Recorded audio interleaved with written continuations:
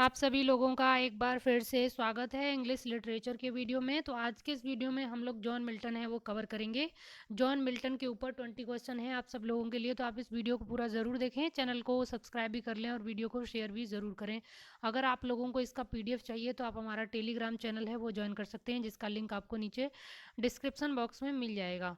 तो चलिए वीडियो शुरू करते हैं। ये वीडियो जो है आपके TGT और PGT और आपके DSSB और GIC और जो आपका जूनियर एडेड है उसके लिए, और साथ ही में LT ग्रेड सभी के लिए बहुत ही महत्वपूर्ण है।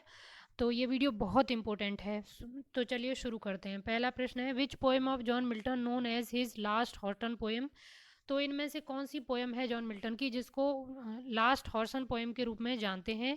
राइट आंसर आपका यहाँ पे हो जाएगा लाइसिडास, ऑप्शन बी लाइसिडास जो है आपकी। ये रिटन कब हुई थी? तो 1637 में इसको लिखा गया था, 1637 में। नेक्स्ट है, which of the following time period known as Commonwealth period. तो इनमें से कौन सा टाइम पीरियड है जो कॉमनवेल्थ पीरियड के नाम से भी जाना जाता है। तो राइट आंसर यहाँ पर आपका हो जाएगा ऑप्शन ए, 1649 से 1660 तक, सॉरी 60 तक का जो टाइम है वो आपका कॉमनवेल्थ पीरियड के नाम से जाना जाता है। ऑप्शन ए इसका राइट आंसर है। नेक्स्ट देखते हैं, as a poem which with respect to design में claim the first place and with respect to performance the second. तो ये जो कथन है ये किसने बोला है पैराडाइज लॉस्ट के बारे में। यानी as a poem which with respect to design may claim the first place and with respect to performance the second, who said about paradise lost। तो paradise lost के बारे में ये कथन किसका है? तो ये सैमुअल जॉनसन का है, जिनको डॉक्टर जॉनसन के नाम से भी जानते हैं। नेक्स्ट है, John Milton road the history of Britain in. तो जॉन मिल्टन ने हिस्ट्री ऑफ ब्रिटेन है ये कब लिखी थी? 1670 में हिस्ट्री ऑफ ब्रिटेन है ये जॉन मिल्टन के द्वारा लिखी गई है। इसको अनकम्प्लीट पोएम भी, अनकम्प्लीट वर्क भी माना जाता है जॉन मिल्टन का।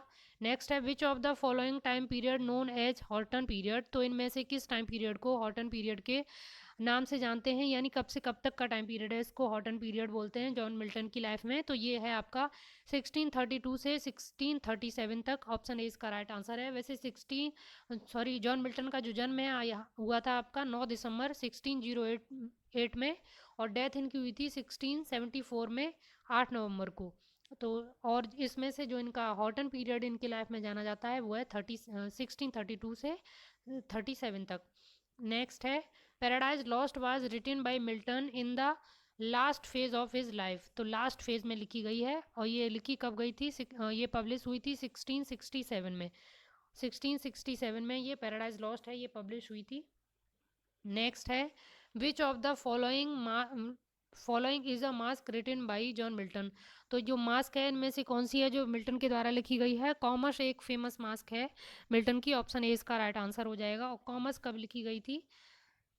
तो कॉमर्स आपकी 1634 में लिखी गई थी, और इसका फुल टाइटल है Comus a masque presented at Ludlow Castle. Next है, in which poem does the following statement appear, solitude something is best society. तो राइट आंसर इसका हो जाएगा Paradise Lost, Paradise Lost, option B Paradise Lost इसका right answer है। Next है, Milton Samson Agonistes is. तो Milton का जो सैमसन एगोनिस्ट है ये क्या है? एलेजी है, ओड है, क्लासिकल एपिक है, या क्लासिकल ट्रेजेडी है? तो ये मिल्टन के द्वारा लिखा गया एक ड्रामा है। ऑप्शन ए इसका राइट आंसर हो जाएगा, क्लासिकल ट्रेजेडी। नेक्स्ट है, और ये पब्लिश किसके साथ हुआ था? तो ये पब्लिश हुआ था पैराडाइज रिगेंड के साथ 1671 में। नेक्स्ट है, the women's character Delilah appears in. तो जो डेलिला नाम का वुमेन्स करेक्टर है, वुमेन करेक्टर है, ये किस में अपियर हुआ था? ये हुआ था सैमसन एगोनिस्ट में। ऑप्शन बी इसका राइट आंसर हो जाएगा, सैमसन एगोनिस्ट। नेक्स्ट है, the line the mind is its own place and in itself can make a heaven of hell और hell of heaven occurs in. तो ये कहाँ पर, ये लाइनें कहाँ पर आती हैं? तो ये आती हैं पैराडाइज लॉस्ट में। ऑप्शन बी इसका राइट आंसर है।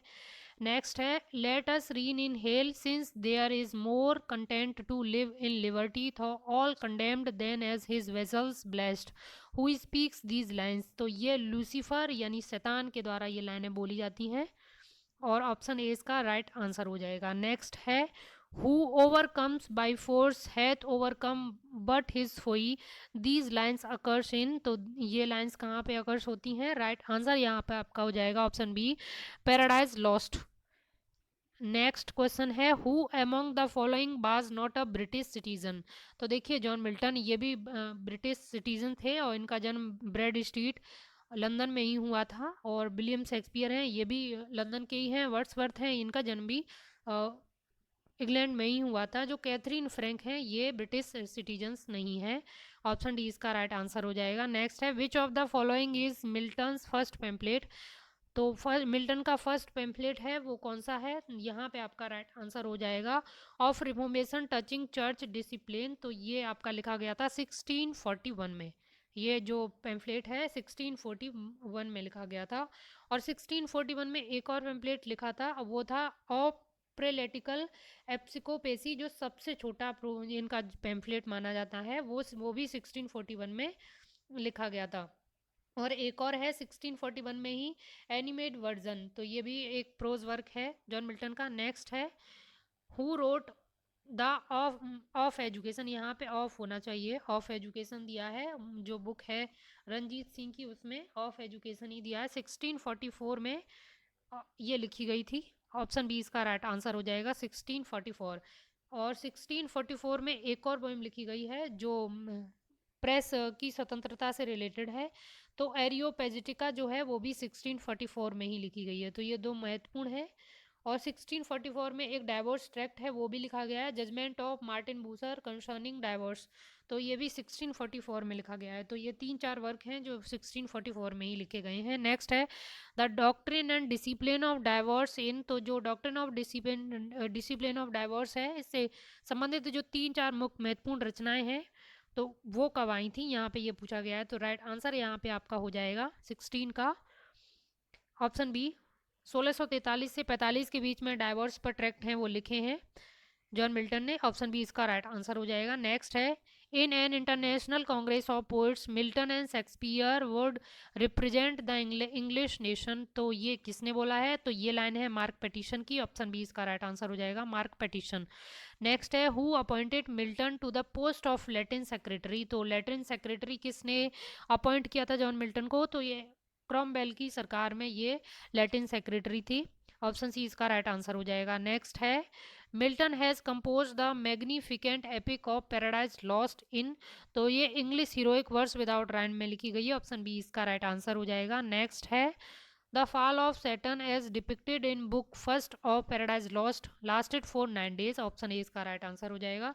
तो ये जॉन मिल्टन से रिलेटेड महत्वपूर्ण एमसीक्यू थे।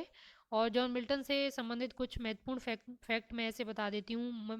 जॉन मिल्टन की 3 बार शादियाँ होती हैं। तो पहली शादी उनकी होती है 1642 में मैरी पॉवेल के साथ। और 1656 में उनकी दूसरी शादी होती है कैथरीन वुडकॉक के साथ। और जो थर्ड मैरिज होती है 1663 में एलिजाबेथ मिन्स होल के साथ में। और जो इनके नाम से एक एज भी है 1625 से 1660 के बीच का जो टाइम पीरियड है उसको एज ऑफ मिल्टन के नाम से भी जाना जाता है। और ये कई बार टीजीटी के एग्जाम में पूछा गया है। और इनका बर्थ कब हुआ था, डेथ कब हुई, वो मैंने आपको वीडियो में पहले ही बता दिया है। और इनके फादर का नाम था जॉन मिल्टन और इनकी मदर का नाम था सारा जेफरी। और इनकी जो एजुकेशन है वो Saint Paul school London, university of Cambridge से इन्होंने एंड क्राइस्ट कॉलेज कैम्ब्रिज से इन्होंने अपना आगे की पढ़ाई की है। तो इनसे संबंधित ये महत्वपूर्ण कुछ और तथ्य थे। तो ये जॉन मिल्टन से रिलेटेड वीडियो थी। नेक्स्ट वीडियो में आपसे फिर मिलते हैं। अगर आपको इसका पीडीएफ चाहिए तो आप टेलीग्राम चैनल है वो ज्वाइन करना बिल्कुल ना भूलें। जितने भी आपके इंग्लिश लिटरेचर से संबंधित या इंग्लिश से संबंधित जो भी वीडियो बनाई जाती है पीडीएफ बनता है उसी ग्रुप में आपको दिया जाता है। तो वो ग्रुप आप ज़रूर से ज्वाइन कर लें। Thank you.